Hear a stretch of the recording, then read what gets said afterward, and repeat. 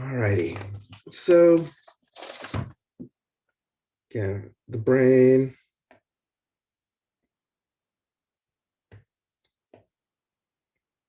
A little sulci and gyri.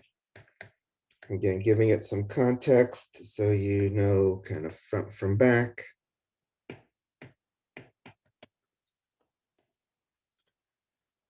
And like I said, everything we've been talking about up to this point is all in the cerebral hemispheres.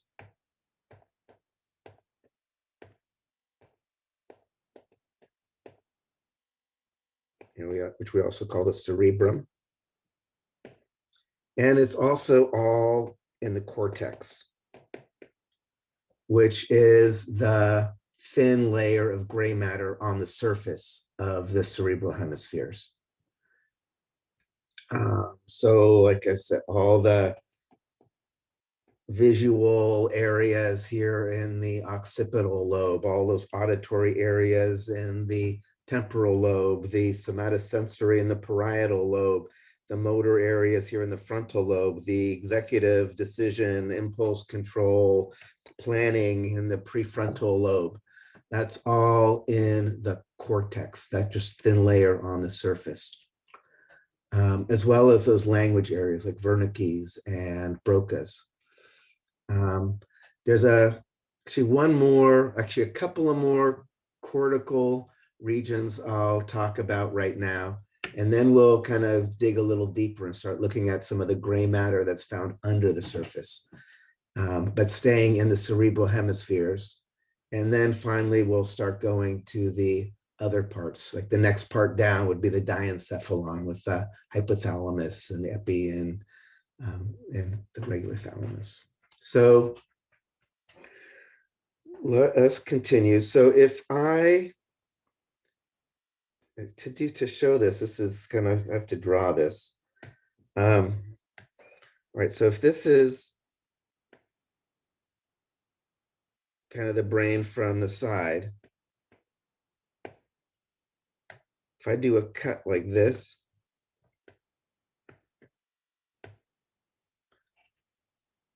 you're going to see two things. So the two hemispheres are coming out or down. Oops. Where this fissure is that separates the temporal lobe, there's actually like a little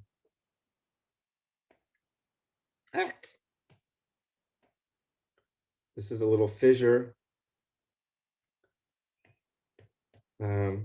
This is going to be the corpus callosum, the axons that are connecting the right and left hemispheres. I'm going to put the gray matter on top now. Again, remember gray matter. Oops. I'll do this kind of thing. Gray matter is kind of in that surface.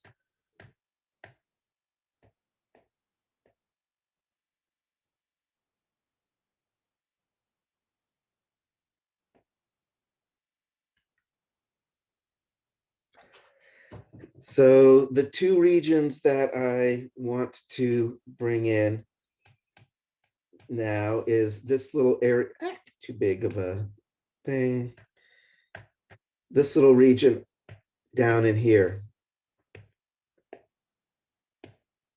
So like if you were a tiny little kind of mountain climber and lowering yourself down into this crevasse there,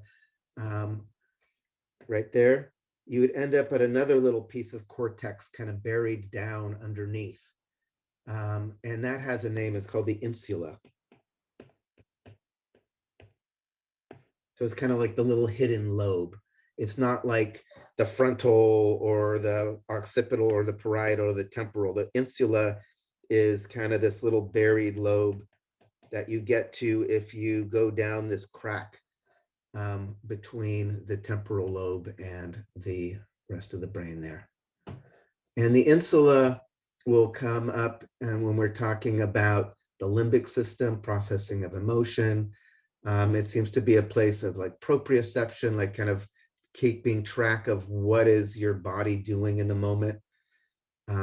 So we'll talk about the insula, so you should know where it is. It's just that little part of cortex that's kind of hidden that you don't see unless you pull the temporal lobe back and expose what's underneath that crevasse.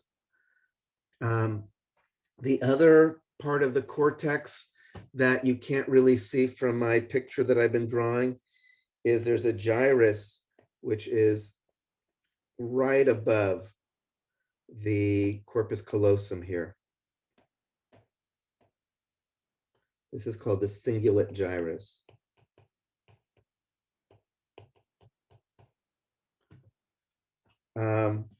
Like if I took the brain and I cracked it open, so I could see the thalamus and I could see the corpus callosum now is like a, the here are the axons of the corpus callosum. This is like the corpus callosum. The axons that are connecting the right and left hemispheres. If I cut between the two hemispheres in the corpus callosum, the axons would just be kind of coming in straight out of the screen at you. And right above, just like superior to that, is where you get this cingulate gyrus.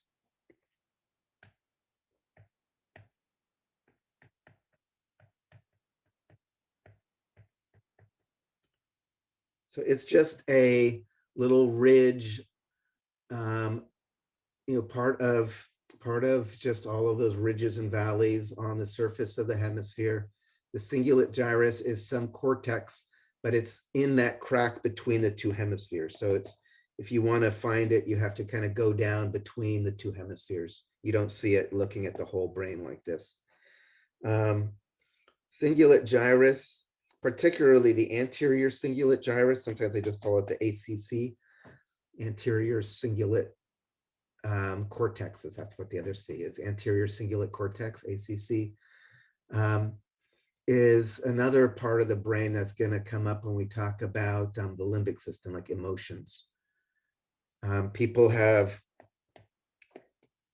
tracked a lot of emotional processing stuff here. I think one of the studies showed that it was, particularly involved when you're trying to weigh pragmatic versus emotional qualities of a decision, right? Like one of the classic studies is, there's some bridge going off into some ravine. There's a train going along.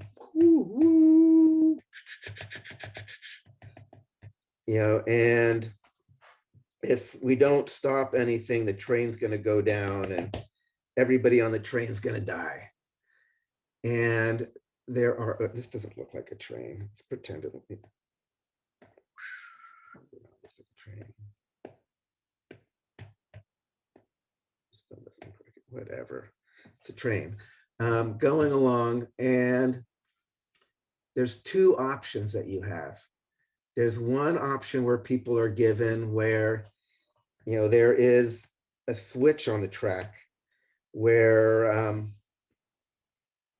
if you just turn this switch, the train will go off on the siding, but there's a person there, so a person's going to get hit and die. And most people in this situation, they do the pragmatic thing. They weigh it. It's like, well, there's like, 10 people on the train, and you're going to have 10 people die if I don't do anything. If I flip the switch, this one person's going to die, but we'll save these other people. So it makes sense, do the math. Let's flip the switch. That makes the most sense. If you change the question, so the math stays the same, but emotionally it's really different. I forget exactly how it is. I think you have to push somebody under the wheels to make the train stop, but there's something real active where you're doing something icky, and you're still making a decision that ends up meaning one person dies instead of 10 people die, but you're more actively doing it in a way that feels icky. And most people just let the 10 people go down in the ravine and die because they're not going to push the person under the tracks. So that's when I talk about pragmatic versus emotional qualities of a decision. You know, we're not always rational. In fact, we're pretty not rational a lot of times. Like we weigh things, what is the math, the pragmatic qualities of a decision, but then, you know, bring in the emotional part and they push and pull and lead us someplace. And the cingulate gyrus seems to be part of that balancing. Yeah, there's like one of the funny things that people say is that usually like a lot of our rationalization is just our way of justifying what we're going to do anyway. It's like we don't always make decisions based like, oh, I did all of the, you know, checked it all out and this makes the most sense. It's more like, what do I really want to do? And I'm going to kind of come up with some way to justify with why it rationally makes sense that I'm going to do that. So yeah, now there's actually a whole lot of study on decision making, on yeah, it's fascinating watching. It makes a big difference whether someone's watching you or not. What do you decide to do? You know, or how, yeah, there's a lot of interesting things that are involved with where people actually go with decisions. So, but back to the cortex. So cingulate gyrus, again, you should know where it is. Again, it plays particularly, it's going to be important when we're describing the limbic system. Insula, also limbic system and other stuff. And if you see that word, you now know it's just that little island. Insula means island, little island of gray matter down that little crack behind the temporal lobe. All right, so I think that's it for the cortex. What we're going to do now is look at the deeper pockets of gray matter in the cerebral hemispheres. So again, I'm going to, in fact, here's the cingulate gyrus and whatever else. Here's like the hemisphere. Here's my corpus callosum. Here's like the rest of my brainstem. Again, let me put the cortex as this thin layer of gray matter just along the surface.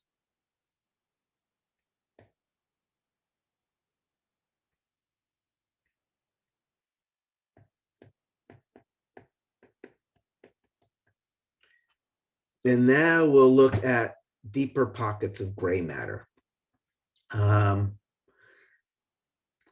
Two of the main ones are the lentiform nucleus and the caudate nucleus.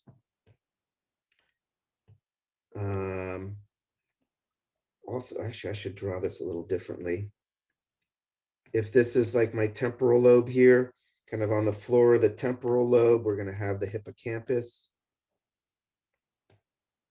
which is actually going to be important also in emotions as well as in memory and stuff like that.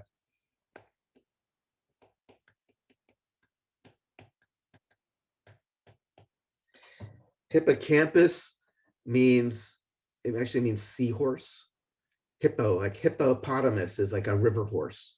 Hippocampus is a seahorse. And the gray matter looks kind of like this. It's kind of like got this double curl look if you cut it a certain way. And someone said, oh, let's call it the seahorse. So the hippocampus is going to be important. It's just kind of down near the floor of the temporal lobes. More kind of in the middle of everything, we have what are called the lentiform nucleus.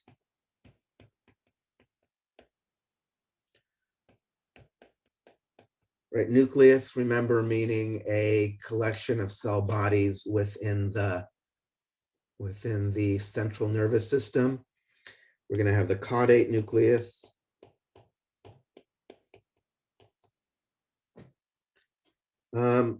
Both the lentiform and the caudate are involved in motor functioning.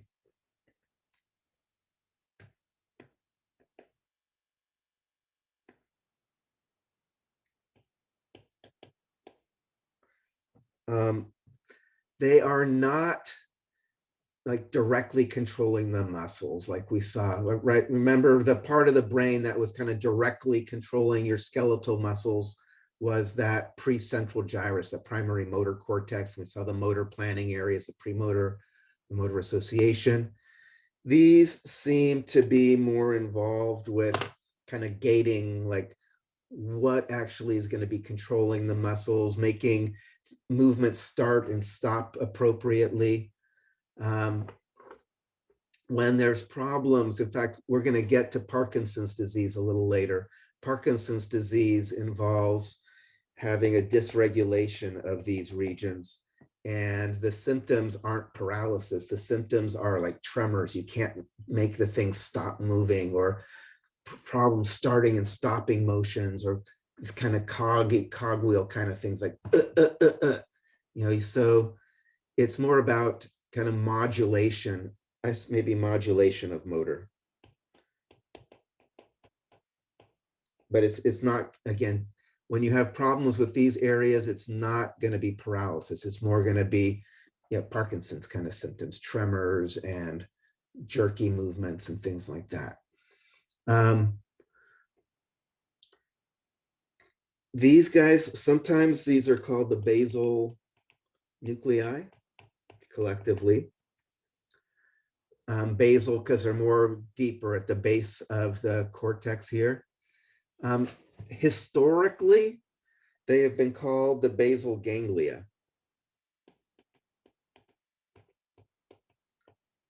Whoops, let me spell that correctly. You can't really see that. Let me type that in black. I'm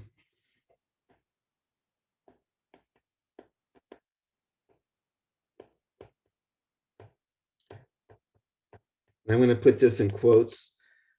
In our current terminology that we use, ganglia should only refer to something in the peripheral nervous system. But historically, they've been calling these regions the basal ganglia, and a lot of people still use that. So it's not uncommon at all, especially if you're reading some literature about Parkinson's disease. They'll talk about the basal ganglia. And you just have to know that, oh yeah, that's what they used to call it. If I was going to be more modern and show that I understand, like, the most current terminology, I'd call them the basal nuclei, but whatever. Also, because we have like white matter, gray matter, white matter, gray matter, white matter, there's this kind of stripy appearance when you just look at a slice of the brain. It goes gray, white, gray, white, gray, white. And in fact, so sometimes in addition to calling these the basal ganglia, this whole region they'll call the corpus striatum.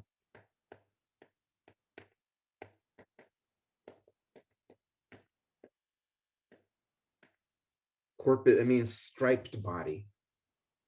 Corpus striatum, because if you look at that part of the brain, it looks kind of stripy because it's going to white to gray to white to gray to white. So, these form, I might as well give you this term, this idea of the extrapyramidal motor pathways.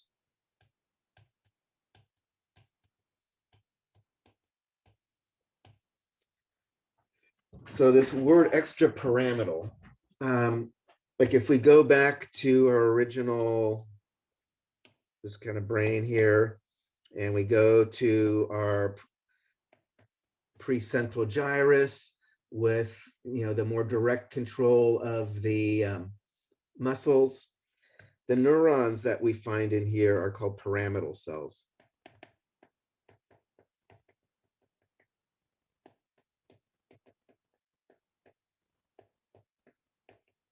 That's just the name of the neurons. I think because they look kind of like triangular or something.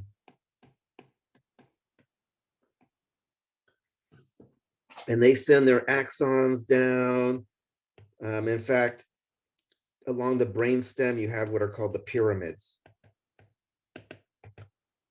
They're just basically axons along, brainstem. Basically, because these neurons have to go leave the brain, go down, and ultimately connect up to your muscles. So when we talk about the pyramidal tracts or the pyramids, these are the things that are kind of coming more from this motor cortex. Sometimes when you're reading about the side effects, particularly of like antipsychotic drugs, they'll talk about these antipsychotic drugs having extrapyramidal effects or as a side effect. It's like, extrapyramidal symptoms. So they'll say like tardive dyskinesia is a common side effect of antipsychotic drugs. Dyskinesia, kinesia, kinetic motion, dyskinesia, something's wrong. So there's problems with movement. Tardive meaning is kind of late onset, tardy, right? You're tardy, you didn't come up to school late. So tardive dyskinesia, like if you take the drug, it might not show up, the symptom might not show up right away, but if you keep taking it over a period of time, all of a sudden you'll start getting weird things where you can't stop moving your hands. They call it like pill rolling. It looks like you're just rolling something in your hand, or your tongue, you can't stop your tongue from poking out and pulling back in and things like that. Sometimes you get these weird like akathisias where you can't move at all or things like that. But so that's when you read something about extrapyramidal symptoms, it's not meaning you can't move. It's like it's more this, motor modulation. Your motion starts getting weird. The control of it starts getting off. So just kind of putting that out there. When you hear that word extrapyramidal, it just means like these regions that are not kind of directly from the cortex, the motor cortex. That's why they're called extrapyramidal. Like the pyramidal tracts are coming from the motor cortex. Extrapyramidal motor is these deeper gray pockets of gray matter. More about these deeper nuclei. So I'm gonna remember caudate nucleus, lentiform nucleus. This is kind of what they look like if you do a coronal section, like cut the brain with your face falling off. If we kind of I'm gonna try to draw like the glass brain. That's like kind of a classic thing. Let's pretend the brain is made of glass. So here's the brain. But let's pretend you could actually see through it. Maybe I'll like. So here's the brain, but it's actually see-through. And then it turns out the lentiform nucleus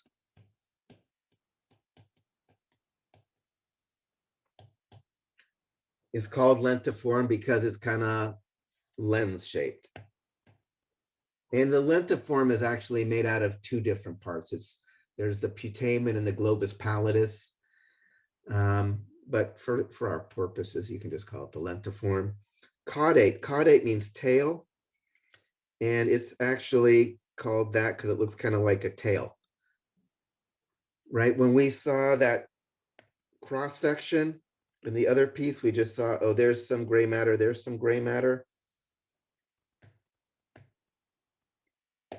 Right? Here's some gray matter, here's some gray matter. But the reality is this part here is more like a lens. This is the cross section through that big arching tail of the caudate.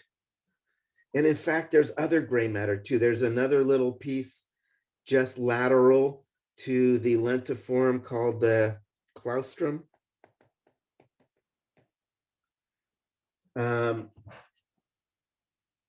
until very recently, people just said, oh, there's gray matter, let's call it the claustrum. More recently, people have been getting more and more ideas like actually it's probably doing important stuff, but we're still not even that clear about exactly what the point of it is. Um, Back to here, lentiform nucleus, caudate nucleus. Like I said, those are primarily involved with the modulation of motor. At the tail of the caudate, down here, it's also in the temporal lobe. This is where we find the amygdaloid nucleus or amygdala. That one we need to talk about.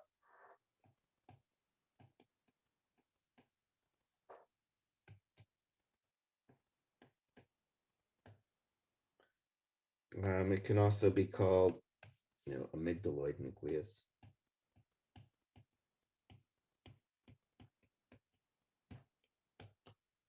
That's usually just called the amygdala. It means like the almond-shaped nucleus, as opposed to the lentiform is the lens-shaped nucleus, and the caudate nucleus is the tail-shaped nucleus. The amygdala is the almond-shaped nucleus. This one is not involved in motor. This one is involved in emotion, primarily kind of fear and anxiety.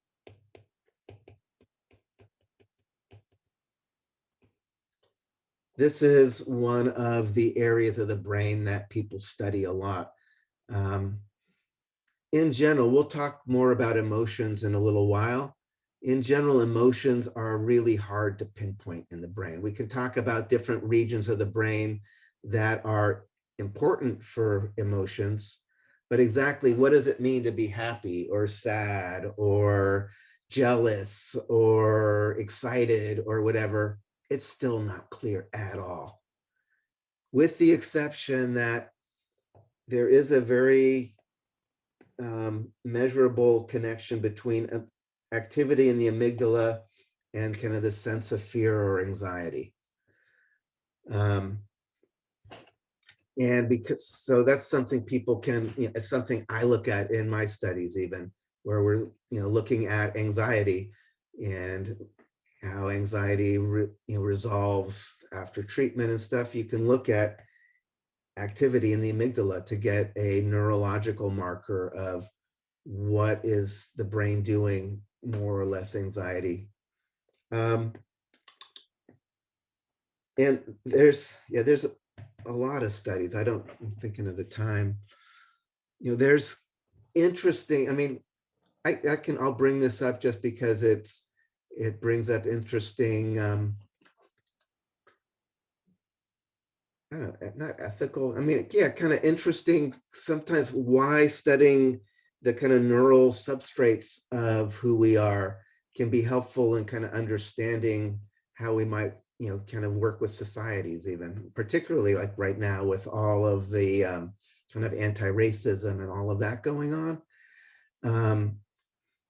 One of the things like people have found is like in your brain, I think probably over kind of, the history of evolution, if you're like in your little tribe someplace and some stranger comes over the hill, there's kind of an initial sense of like, okay, we have limited resources. Is this person here to take our stuff, take our whatever?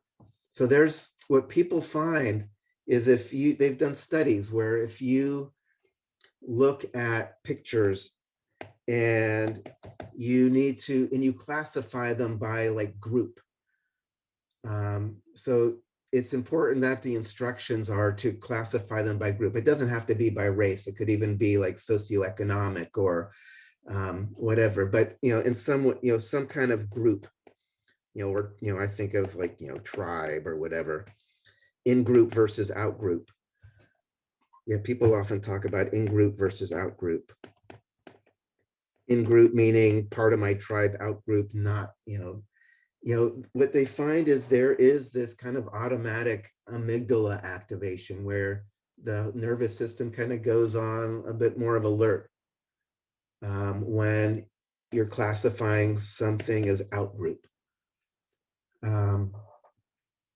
what they, and which was really depressing at first, right? It's like, oh, we're just naturally programmed to just kind of be anxious and fearful of other.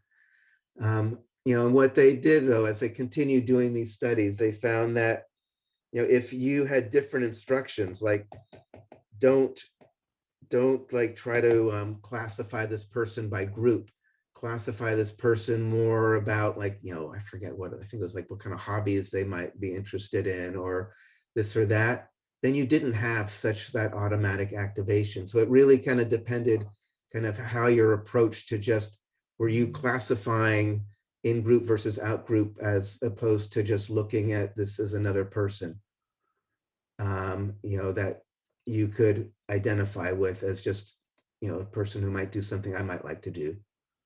So, so I think that is useful though, kind of to think about. It's just like the way we frame things can actually make a difference on whether there's kind of this kind of automatic kind of anxiety that might arise within us about another.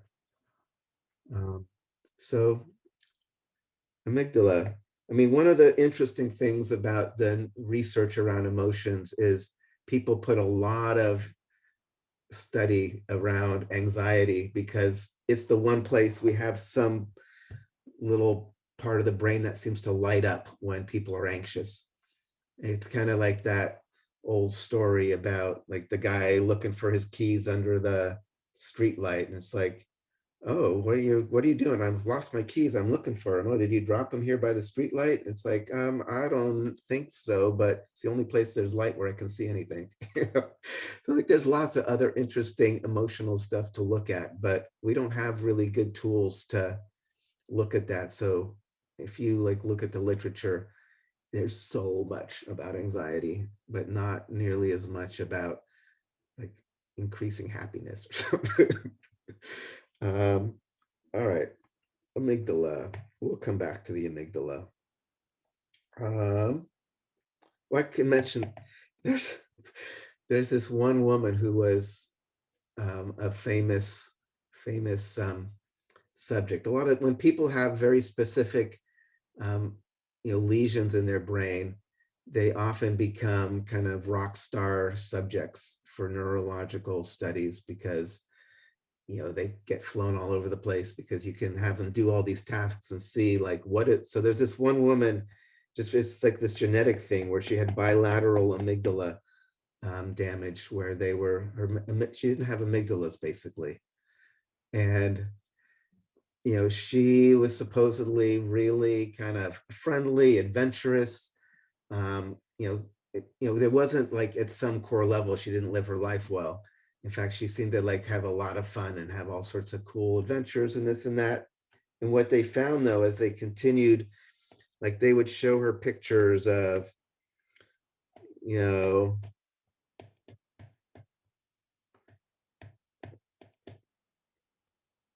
you know, um, which person here would you know, want to go out to have a drink with and go home with? It's like, oh, they both look like they could be fun. It's like whatever, that little spidey sense of like, getting anxious about things is not a bad thing. It can actually be a good thing. It's like she lacked that like ability to just start getting anxious or fearful about things that actually probably she should have been, whether or not it's going, things about different people or different situations. She tended to just like, it all looks good, let's try it. Or this person looks, so just kind of this idea that your brain has this kind of automatic little switch to kind of make you feel a little anxious in certain situations. It's not necessarily a bad thing. It can be a good thing to, but then you can choose what to do with it, right? That's always a thing. The thing, that kind of anxiety arises, and then you can decide, like, is this actually something I need to pay attention to, or is it something that's actually not? So anyway,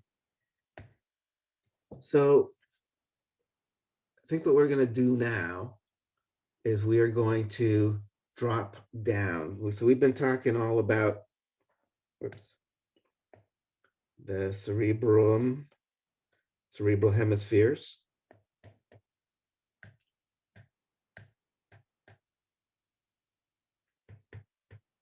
Let's do gray matter.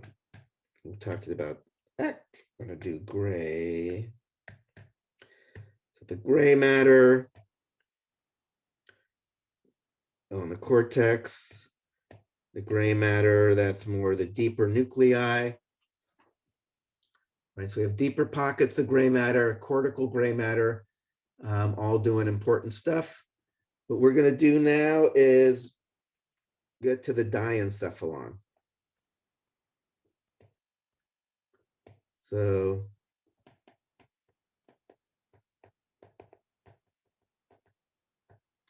this is always like, I don't know if it's still popular. When I was younger, everybody would do the classic little needlepoint of think ahead. And by the time it gets to the end of the little framed cloth, a head is all scrunched up and pushed on the edge. So I always think about that when I do that myself. I'm going to use my typing tool so it fits in there better. So the diencephalon, which we talked about being the thalamus, as well as the epithalamus, which is above it, and the hypothalamus.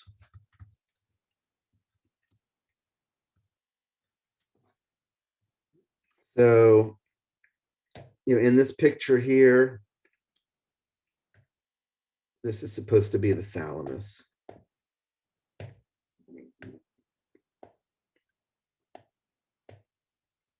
They're kind of like these two little egg-like things here. As you can kind of see, it's right. Sometimes it's kind of called the gateway to the cerebrum. The thalamus tends to be kind of like a sensory relay station. It does other things, but let's just leave it there. Sensory relay station.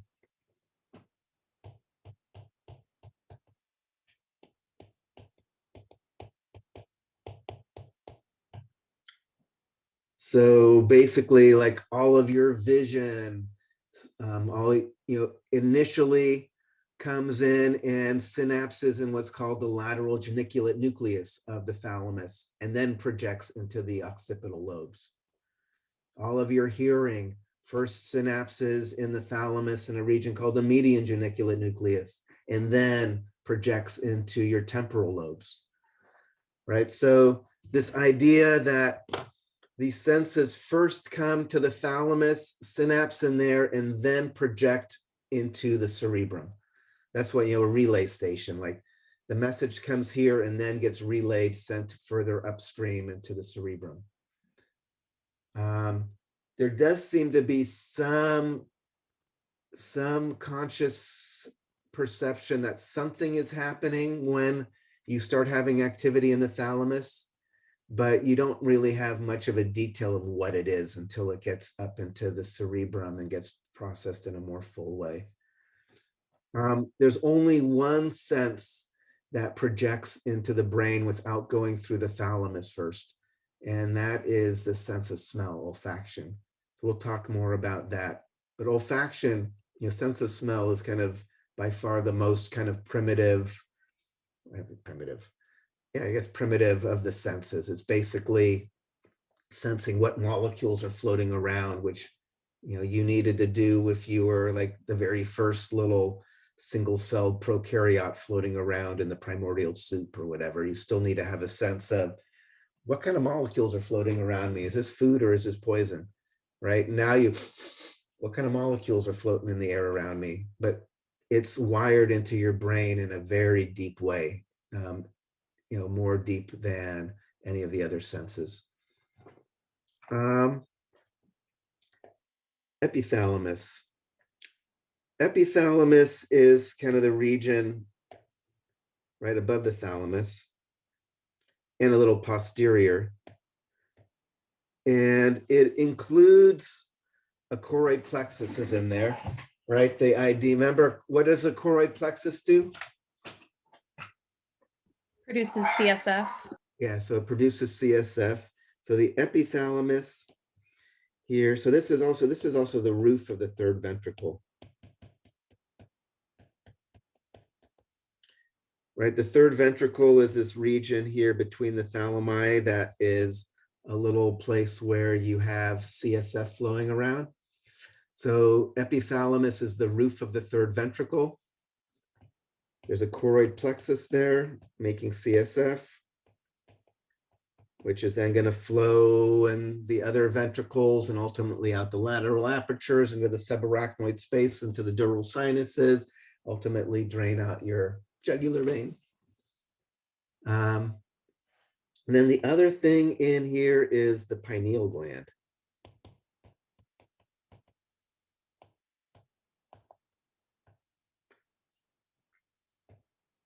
Which is basically sitting right there, kind of at the top between the two thalami.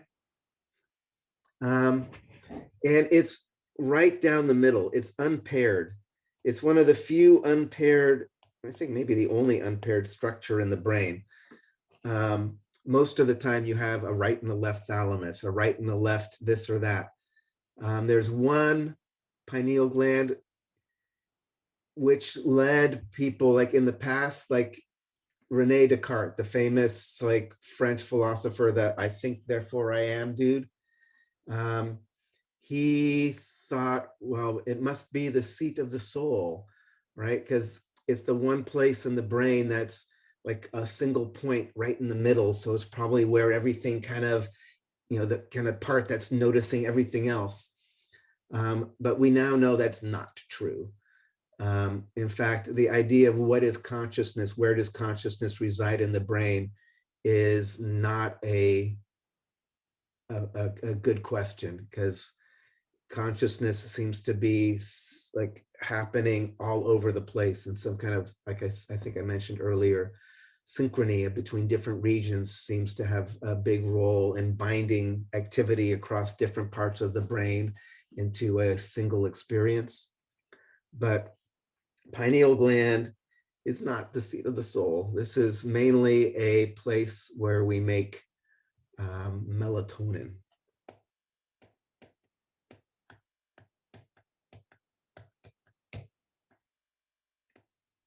And I should, pineal, they're always named after what they look like. Not always, but the pineal means little pine cone. It looks like, oh, it looks like a little pine cone there, like in the middle of the brain. So melatonin, most people have heard of it. People take melatonin to help them go to sleep. Partly because it's a hormone that increases and helps control your circadian rhythms. Like when you're awake and when you're asleep, it builds up, and at night when it's high, you go to sleep, and then it's lower. And so, involved with circadian rhythms.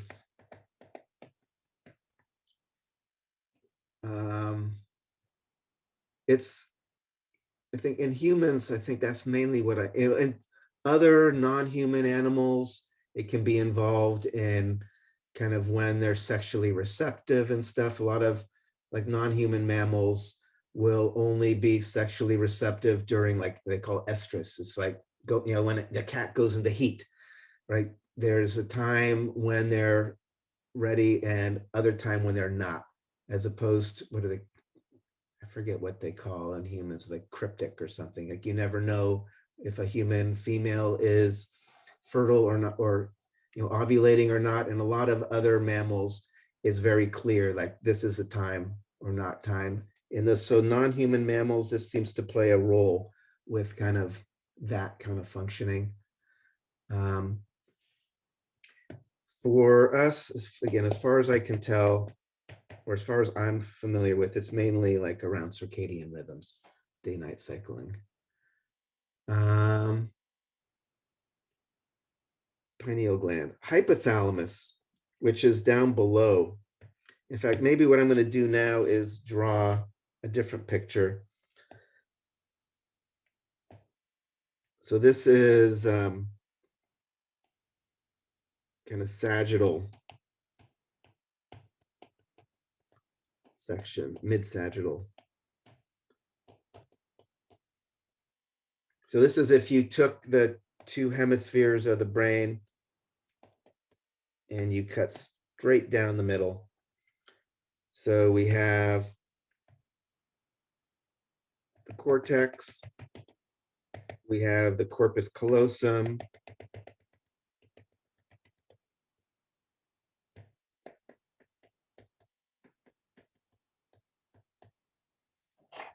right? The cingulate gyrus would be kind of right up here, right above there. This is the cingulate gyrus.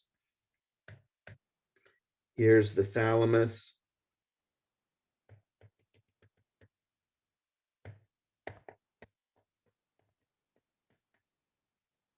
I should just make sure you have, here's the front. The epithalamus is back here, basically, with the pineal.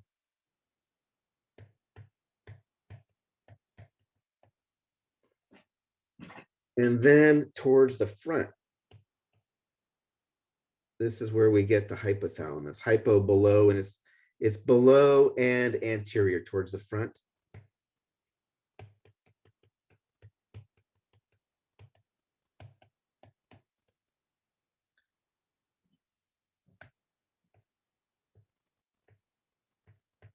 And the hypothalamus connects directly to the pituitary gland.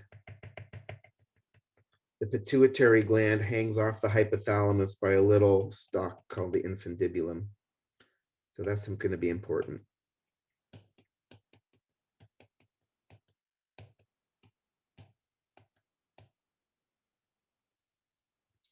And pituitary gland is also called the hypophysis. Again, if you've been in anatomy, you know hypophysis is just a synonym for pituitary gland. So let's talk about the hypothalamus. Hypothalamus does a lot. There's a lot of autonomic control here.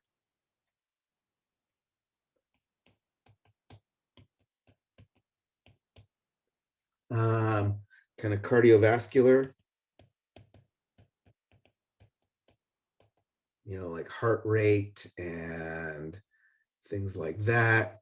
Respiratory, how fast and deep you're breathing, and cardiovascular also, I should say, blood pressure.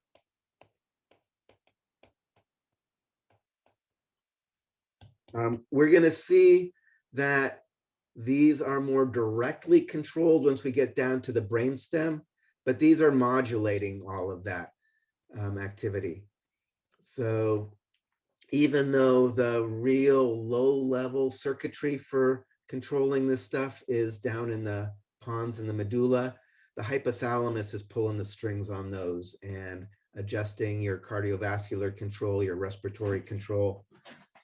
Lots of other things, temperature.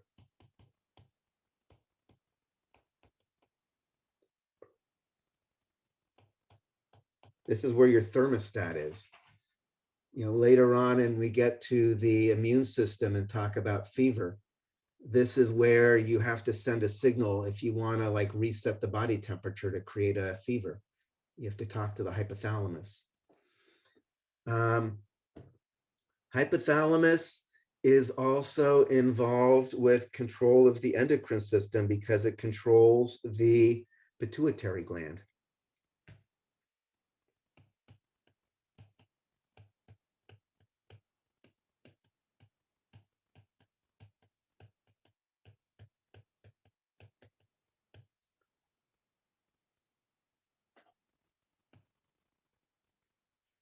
So we're going to talk about this like actually when we get to like to the last week of the semester, but basically the hypothalamus through a number of different means controls the activity of the pituitary gland. And the pituitary gland, often people call it like the master gland. It's what's controlling your adrenal glands. It's controlling your your gonads. It's what's doing growth hormone. It's what's doing all sorts of other endocrine function in your body. So by controlling the hypothalamus, by the hypothalamus controlling the pituitary, it's then exercising a lot of control over the endocrine system. Right? You can have very measurable effects of stress, like stress, which is more like in your brain, like I'm really stressed. But then through this hypothalamic pituitary axis, you ultimately are increasing levels of stress hormones in your body and suppressing your immune system, and you can actually have lowered white blood cell counts, but that started because you were psychically stressed, right? So there's this kind of real physical manifestation of what started out as a psychic thing. The same thing here, psychically, you are embarrassed.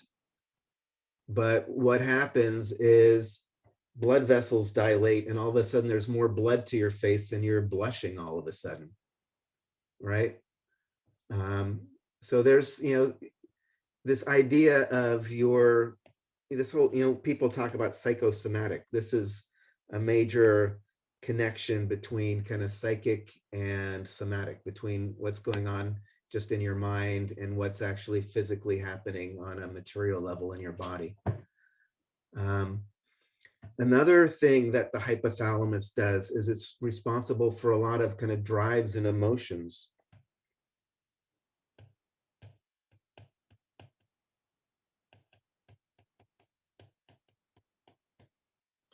This is where you have hunger and thirst.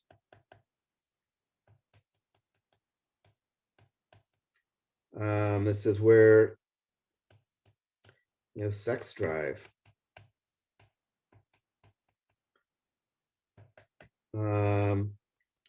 You can get also kind of fear and rage. So lots of different emotions. And again, pleasure. That's silly. So good and bad emotions, drives like hunger, thirst, libido, things like that, all end up getting routed through the hypothalamus or controlled by the hypothalamus. So it's doing a lot of interesting stuff.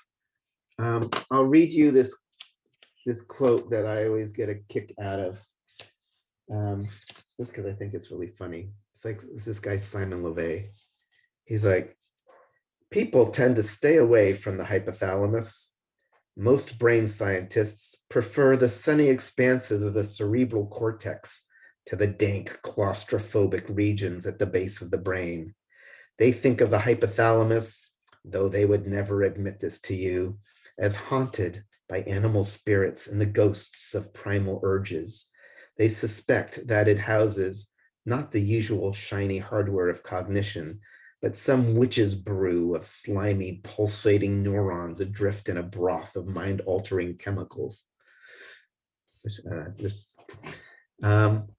your brain is doing lots of things. Your brain is doing very cognitive, logical things, but your brain is doing a lot of really core things, just kind of keeping you, alive as just a mammal that's surviving there. So hypothalamus, I'll give this to you just because sometimes when I ask a question on an exam, like, what are some functions of the hypothalamus, people will like limit it to like this kind of funny little acronym or funny little mnemonic, which is not good. When you think about what the hypothalamus is doing, it's doing a lot of cool stuff. Again, control of the endocrine system, drives and emotions like thirst, hunger, sex drive, blah, blah, blah, autonomic control, cardiovascular, respiratory, blood pressure, temperature. It's doing a lot of important stuff. But one of the things people use, people talk about like the 4 F's, feeding, fleeing, fighting and reproduction, you know. So it's just, you know, it's a mnemonic to think of some of them, but, you know, put it and keep it in the context. It's doing a lot of stuff. All right, so that's hypothalamus. So at this point, we have now finished all the parts of the brain that originally came from the forebrain, from the prosencephalon. So at this point, we're going to drop down to the brainstem, you know, starting with the midbrain and then going down to the medulla and the pons. So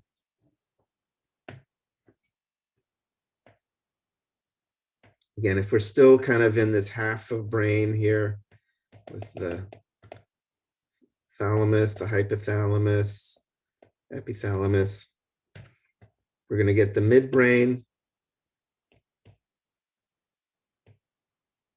and we're going to get the pons and the medulla. That's a really horrible medulla. Pons, the medulla. And then you get to the spinal cord, which we'll talk about a bit.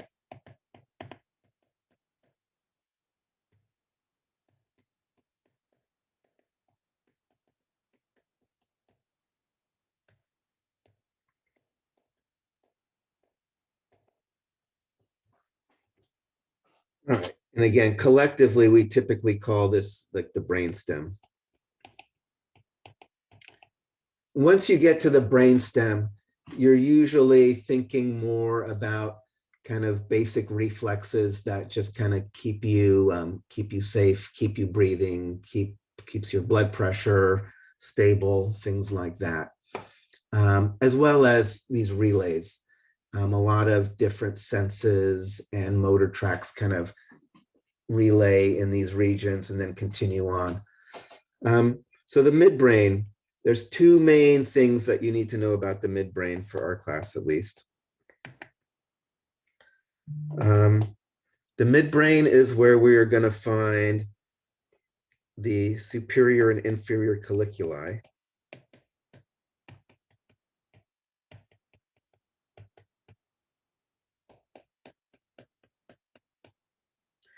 So these colliculi mean little hills. Superior and inferior colliculi are these kind of little, they look like little bumps on the back of the midbrain. You can actually just see there, they look like four little bumps. There's two superior ones, two inferior ones, right and left. Sometimes they call them the corporo quadrigemini, because there's four. These are about these reflexes. This is like superior or visual reflexes, inferior auditory reflexes.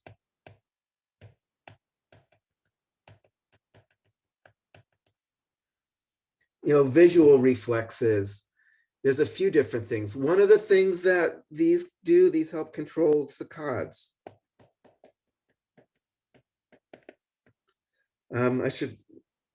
So a saccade is a kind of ballistic movement, like your eyes, if you're looking around a room, let's say here's a scene. Like this, there's a tree, there's a person, oh, there's a dog, or maybe a rabbit. And there's a box, whatever. Like when you look at the scene like this, you do not just kind of scan around and smoothly go everywhere. If you put a little tracker on your eyeball and watched what your eyeball was doing, what would happen is you'd go zing, zing, zing, zing. You know, that saccade is you're staring at something, then there's this ballistic movement where your eyeballs accelerate, move, slow down, and land someplace else, looking at something else. And then they accelerate, they move, and they land on something else. So that's called a saccade. and it's going to require a lot of complicated computation to control the, my undergraduate, like I got my undergraduate degree actually at Berkeley in electrical engineering. And a lot of the curriculum was like about kind of systems and control. It was like, how can you take some system where you are trying to control it and make it move and start here and go here and make it move as fast as possible, but then have it land exactly where you want and not overshoot and not start oscillating and this and that. It's really tough. It's really tough to take some physical object that has mass and momentum and figure out exactly how do I control it, accelerate it exactly the way I want, slow it down and make it stop exactly where I want. And so there's a lot of complicated processing that goes on here in the saccade. We'll talk later in your overall motor systems, where you need to make sure that you move your body exactly where you want and stop it when you want. But so a lot of that computation, which there's again a lot of fancy computation going on, just so your eyes can zip from one place and land wherever you're trying to get them to gaze. That's superior colliculi. Also, some of that reflex of just like you see something and stop, like you didn't even know what it was, but you probably experienced that. You're like working in the garden and all of a sudden like you realize you're about to like impale yourself on a branch or something and you pull back all of a sudden. You don't even know what you saw, but there was something in the low level functioning of your brain that like my visual system had something right in front of my face and I better physically recoil before I get hurt. That's also like superior colliculus. Um, Auditory reflexes, boom, there's like a noise that you have to attend to or orient to. That'd be more like the inferior. So these kind of more low level, there's visual things, there's auditory things that you need to respond to, but you're not necessarily consciously processing information, what is it or whatever. It's more like I need to respond.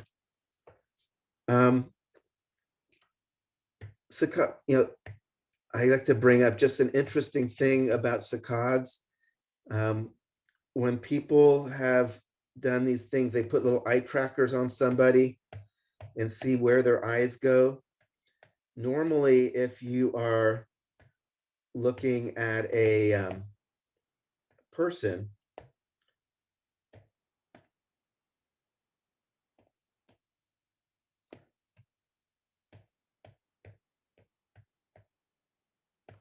if you're looking at a face, your saccades go to the places where you're going to get information about their emotional state.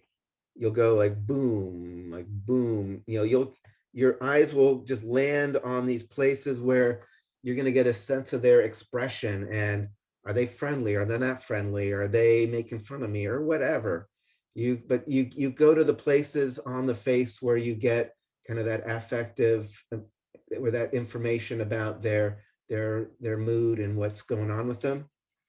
If you do a same kind of thing and put an eye tracker on like people on the spectrum, someone with autism, you often find that they have their just go boom, boom. Their eyes just land on more random parts of the face. There's not this kind of core intuitive place of where their eyes land to get that information about what is this other person actually thinking or seeing, or how do I kind of get a sense of their internal state from these key markers that I should look at on their face. So I thought that was kind of fascinating. So it's not as intuitive. We don't think about like, where do I look to get a readout on this person's mood? Whereas somebody, might have to be more conscientious about, kind of pulling that information out if they don't have that kind of hardwired in the same way. Okay. So we're still in the brainstem. and we're still in the midbrain. There's one other part of the midbrain I want to talk about.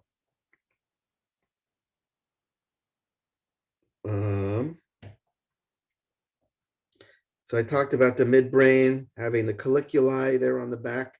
The other thing that the midbrain has is called the substantia nigra. It means black substance. It's got that name because there's melanin there, which is a precursor to dopamine. So it looks kind of black anatomically. So the midbrain also has what's called the substantia nigra.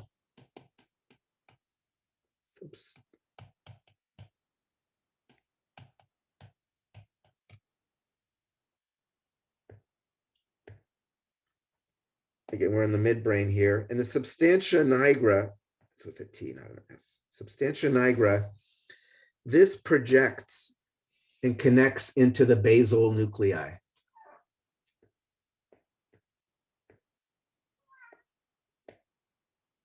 Remember the basal nuclei, the lentiform and the caudate?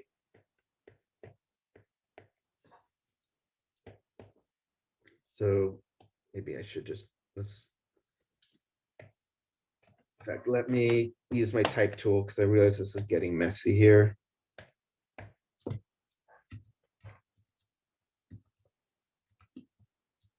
Substantia nigra. I am typing it right. It's just auto-correcting me. Of midbrain projects. So when we say projects, we mean it has axons that reach out and connect up into.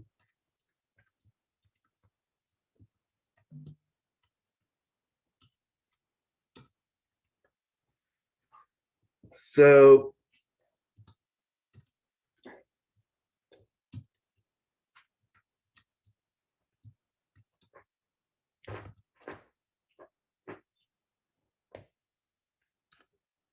the basic idea here is the substantia nigra of the midbrain has these axons that reach up and connect into the basal nuclei. They're dopaminergic, meaning they're releasing dopamine. And obviously, because the substantia nigra is projecting into the basal nuclei, that means that they're also important parts of this motor modulation.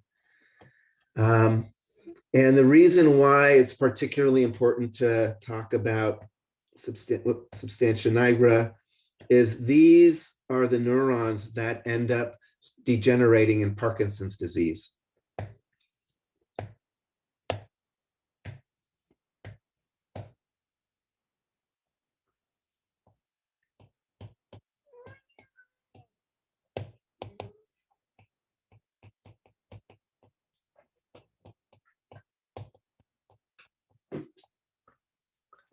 So Parkinson's disease, you start having the cells start dying here in the midbrain that are the substantia nigra, which means they are no longer sending dopamine up into their connections with the basal nuclei. And that seems to be the main mechanism of Parkinson's disease.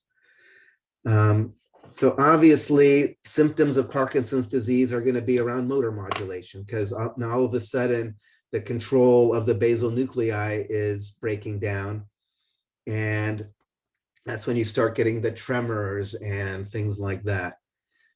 There are often other effects. Sometimes there are cognitive symptoms, or when I remember one of the guys that we had as an interview talked about just feeling like this fog over everything until he took his meds that would help kind of. So it's some of the symptoms aren't necessarily just about motor, but a lot of the more obvious ones are, again, like the tremors or like your face just becomes like a mask or things like that.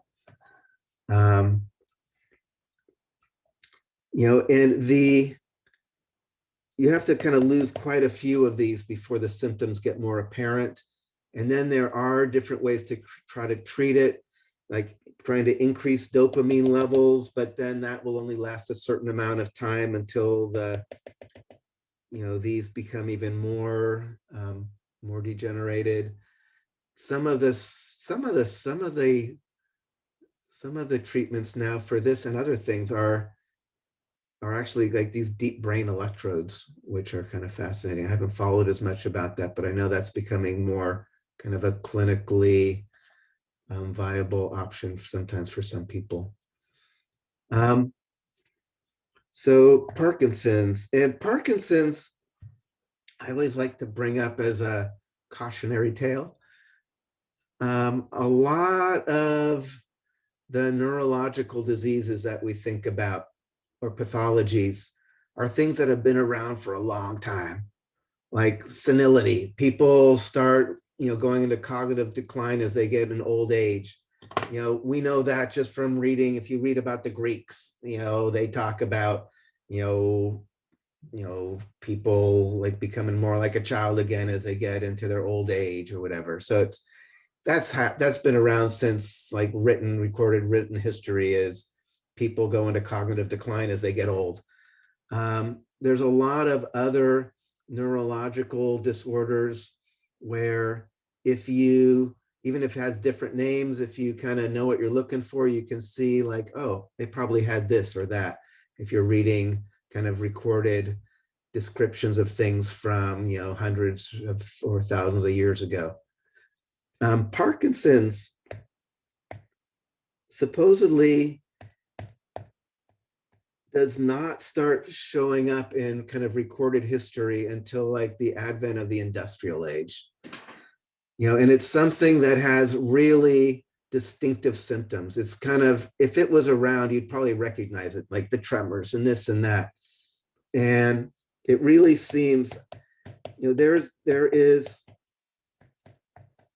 it's, obviously it's speculative, but I think there's a lot of evidence to say that Parkinson's exists somewhere in between kind of our nervous system and probably genetic predispositions, but also ways that we've changed our environment and different things in the environment that interact with our neurological development and functioning. We've seen that, more dramatically with all these phthalates and stuff, that endocrine disruptors and plasticizers that we know totally mess up sexual development and things like that. But it's pretty clear that a lot of these random molecules we've been throwing into the environment are probably, in fact, they've done more like studies.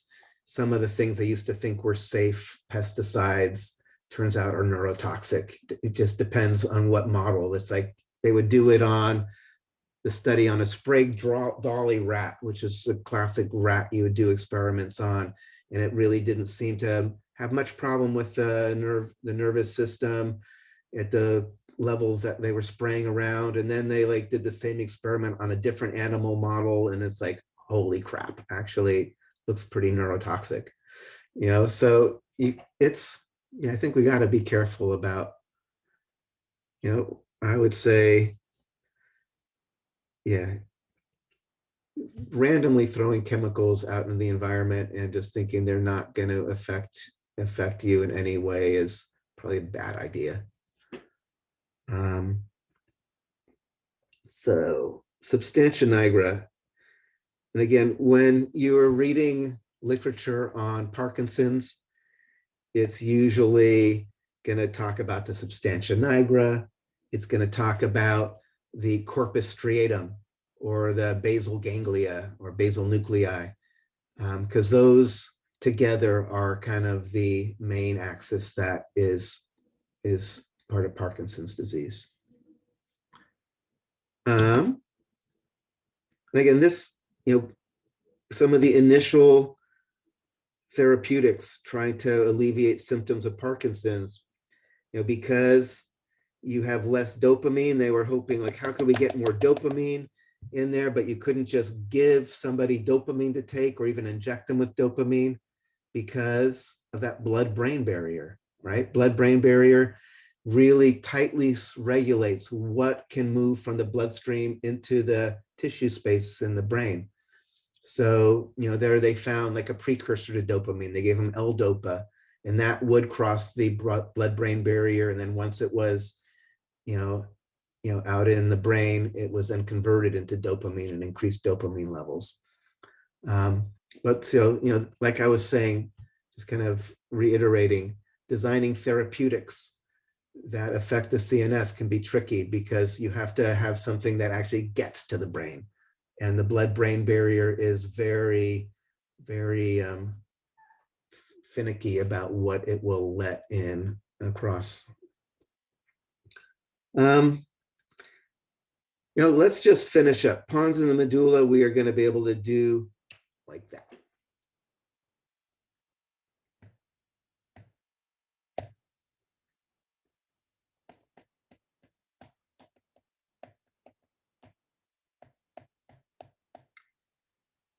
Again, now we are getting more down into what, people talk about, the reptilian brain, the things that it doesn't matter whether or not you are a lizard or a gecko or you're a human being.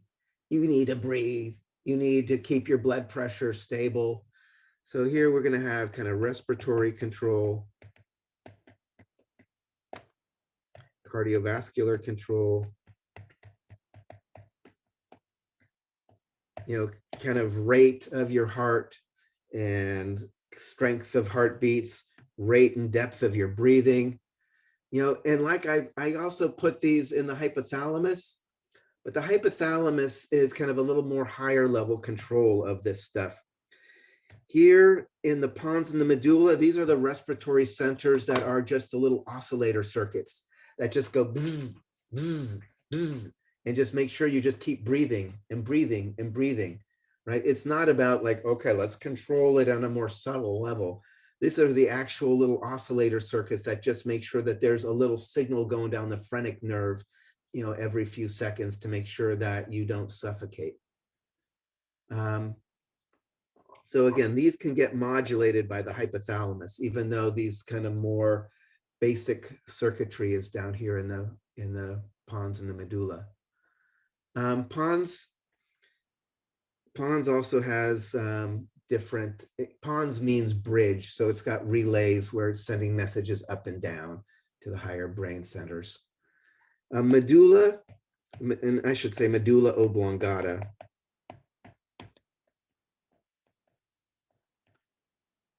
In addition to doing this respiratory control and cardiovascular control, it also does things like coughing and sneezing.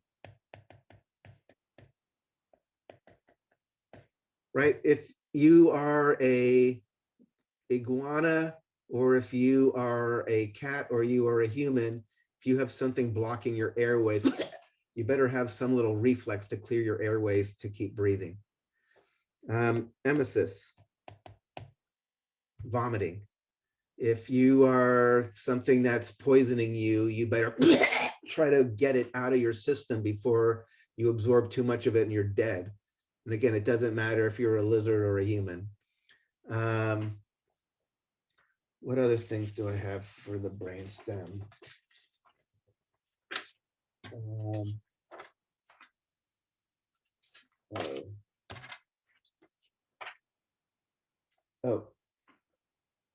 Vomit. Yeah, I have vomiting, hiccuping, swallow. So these kind of things. And swallowing.